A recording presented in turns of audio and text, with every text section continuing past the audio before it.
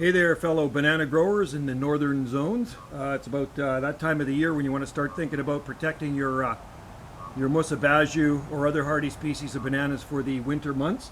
So these ones I've just wrapped up, and this clump here I planted originally in 1989. So I've been growing them for a long time. I moved it around many times since I've been here, and I even moved it from my last location to this location. So these are offspring from the original clump because they only live about 3 to 4 years each trunk. They produce bananas, then they die, and then the offsets, the pups take over. So we're into the first week of November now here on Salt Spring Island, and I'm going to show you a really easy method and the proper way to protect Musa basjoo bananas if you live in Zone 8B or Zone 9A. So at this location of the island, we are in growing zone in northern Zone 9A. We have not had any frost yet. There has been several frosts in other cooler locations of our island, but at this location, frosts always come late.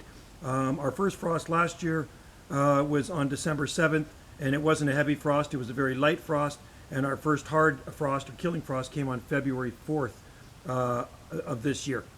So I'm going to grab the camera, and I'm going to show you exactly what I do to protect these trunks in the wintertime. And they will stay standing, doesn't matter how cold it gets here. And in the spring, they'll start to, actually even late winter, they start to shoot out of these trunks. We got 9-foot trunks here and big leaves on them. The frost will kill the leaves off, a good frost, and they will drop down and hang beside the trunks. And then in the late winter, I will cut the leaves off and throw them around the base of the plants for just extra nutrients, mulch. And it works really well for these guys. So anyway, let me just grab that, enough talk about that, and just show you what I have done here to protect them. I started using bubble wrap just about 27 years ago. Before that, I'd use the cage method, and then I found out bubble wrap worked really good, so I experimented with it, and well, this is what it looks like here. So you just take the swimming pool cover or bubble wrap. That blue stuff is swimming pool cover. Use some electrician's tape, just a couple of wraps around each trunk, and that's good enough. We got some more here. And the pups, I don't bother.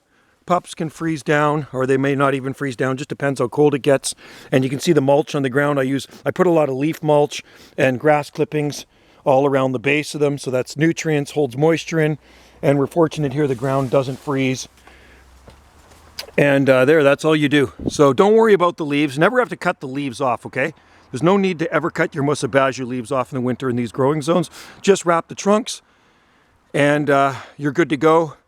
And like I say, if they will get slimy underneath that bubble wrap, and you don't have to cover the tops. There's no need to cover the top of the trunk. So water can go down in between that bubble wrap, and it still insulates it. It's fine. Just kind of like putting a wetsuit on before you go diving. You're going to get a layer of water in between you, your skin, and the suit. So it's the same with that bubble wrap. It does not hurt anything. Yeah, it may get a little slimy, but it's not going to do anything to the canes.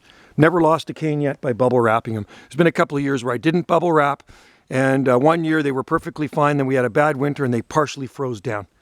All right. So anyway, that's how you do it, folks. Use bubble wrap. It's very easy. You can probably buy it at Home Depot by the roll. I'm sure I've seen it in there at the big box stores. So try that.